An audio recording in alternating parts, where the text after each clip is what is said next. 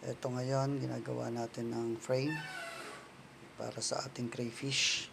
Okay. PVC lang ito, 1 inch at ang size ng ating trapal ay 3x4. Nabili ko lang sa Lazada pero walang frame eh. So DIY tayo, gagawa natin ng frame. Okay. Para malagay natin ang ating mga crayfish. Okay. Yan, bubutasan natin yan para mailagay natin yung poste. Yan. So, maganda ito kasi ikaw makakapagawa ka ng sarili mong design, kulay, sizes. Pag nabili mo yung trapal mo, gagawan mo siya ng frame, gawa sa PVC lang. Matibay na, magaan pa siya buhatin, magaan pa sa bulsa.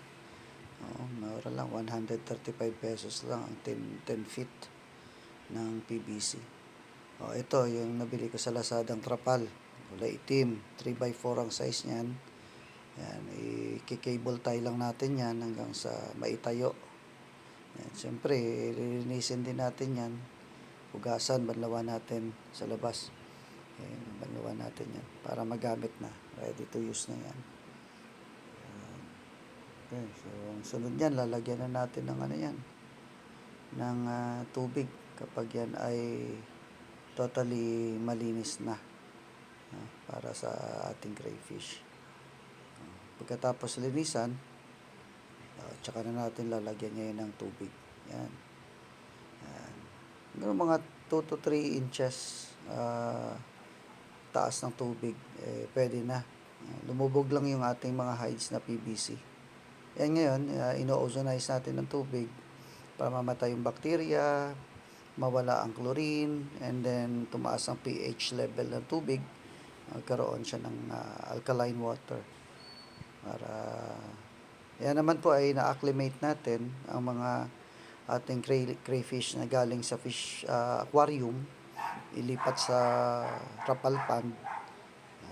So, kailangan talaga i-acclimate natin ng mga 30 minutes bago natin ilagay sa trapal pond. Yan, lagay na natin, no? Tapos na yung 30 minutes para hindi sila mabigla sa tubig.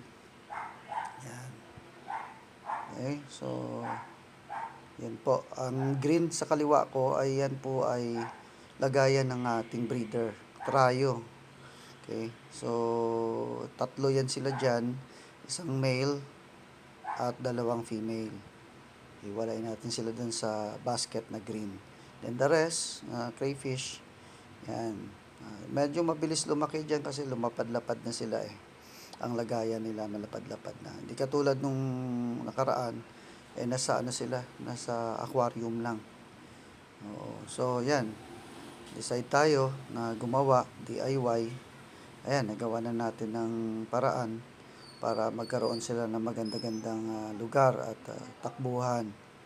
Ayan, masaya na yan sila kasi syempre maluwang ng kanilang gagapangan at ang kanilang paglalaruan. Okay, so yan ang ating mga try natin. Mga 5 inches yan, mga 4 to 5 inches. Ito naman yung mga crayfish natin. Diyan na sila mag-grow. Yan na natin sila alagaan hanggang sa lumaki sila. Hanggang sa maging breeder na rin sila katulad nitong tatlong to.